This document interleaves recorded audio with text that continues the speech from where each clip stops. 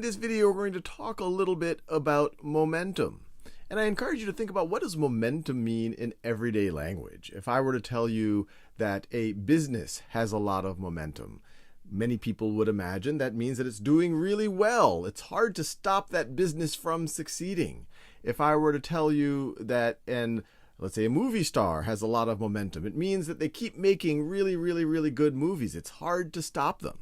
And in physics, momentum essentially has that same notion. In fact, these everyday language versions of momentum really came from the physics version of it. And an informal definition, you could think of it as how hard to stop something. Stop something. So with that very informal definition, we'll get a little bit more mathy in a few seconds. I have two pictures here, and let's say both of these vehicles, so we have a big 18-wheeler truck here, and here we have a Formula One car. Let's say that they both have a velocity of 20 meters per second. Positive 20 meters per second. We'll just think in one dimension. So let's say it's going to the right at 20 meters per second. So that's a magnitude and a direction. We've got a positive here to make it clear that I'm giving a direction here. So they're both going in the positive direction at 20 meters per second. But you can imagine their masses are very different.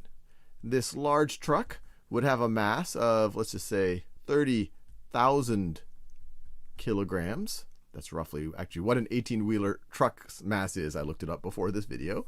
And let's say the mass of this Formula One car is about 1,000 kilograms.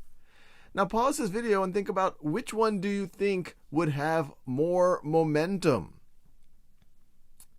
All right, well, you're probably imagining trying to stop either of these, and I guess either of these would be difficult to stop, but a truck going at 20 meters per second seems a lot harder than the Formula One car. This thing seems like it would just be able to drive through anything. So if you picked the truck having a higher momentum when it's going at the same velocity as the Formula One car, you'd be right. But an interesting question is, well, how can I quantify that? And that's where we have the mathematical definition of momentum. And momentum is defined as mass times velocity. And because velocity is a vector, it's not just a magnitude, we assign a direction. So we said in the positive direction. If we were in one dimension, if we said in the negative direction, we'd be going to the left. That's maybe the convention we could use. And since it's a scalar, which is mass, times a vector, momentum is also going to be a vector. You're going to have a momentum in a certain direction.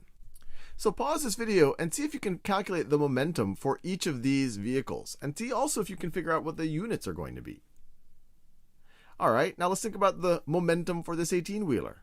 It is going to be its mass, which is 30,000 kilograms, times its velocity, which is positive 20 meters per second.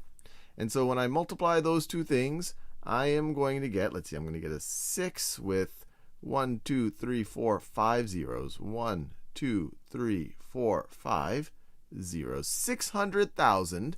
And then the units are kilogram times meter per second. Kilogram meter per second. That's the momentum of the truck.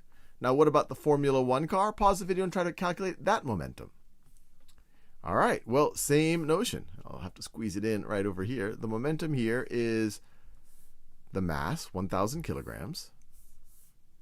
1,000 kilograms times the velocity, positive 20 meters per second. I'm stressing the positive because we're in one dimension, and I'm saying positive is one direction, negative is the other direction. So I am giving a direction here. And so this momentum is going to be equal to 20,000 kilogram meters per second. Kilogram meters per second. And so when you evaluate the momentums, it's clear mathematically that the truck has much more momentum than this Formula One car. It has 30 times the momentum. Now I know what some of y'all are thinking. Well, this is just from the reference frame if I'm standing still on the ground while this truck and car are moving by. But what if I were moving along with them? Would they have the same momentum? And if you were asking that question, it's a very good one, and the answer is no. The momentum depends on the frame of reference. So let's say that you are able to travel very quickly in, well, let's say you're in a car here, and you're also going at positive 20 meters per second. So you're going in the same direction as the truck. Well, relative to you, the truck's velocity is now 0. So from your frame of reference, if you wanted to calculate momentum, you would have the mass of the truck, 30,000 kilograms, but from your frame of reference, the velocity would now be 0.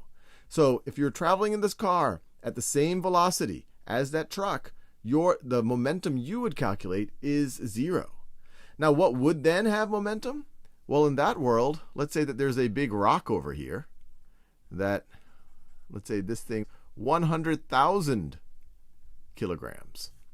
Well, when you were standing on the ground, that thing would have no momentum. But now that you're moving 20 meters per second to the right, positive 20 meters per second, the rock in your frame of reference would look like it's going at negative 20 meters per second. It would look like it's going 20 meters per second to the left. And so this would now, if you're moving in the same frame of reference as that truck, this rock would then look like it has a very negative momentum. And I encourage you to calculate it if you like.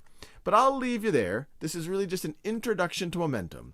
But once you get an intuition for it, all sorts of interesting things in physics start to emerge from it.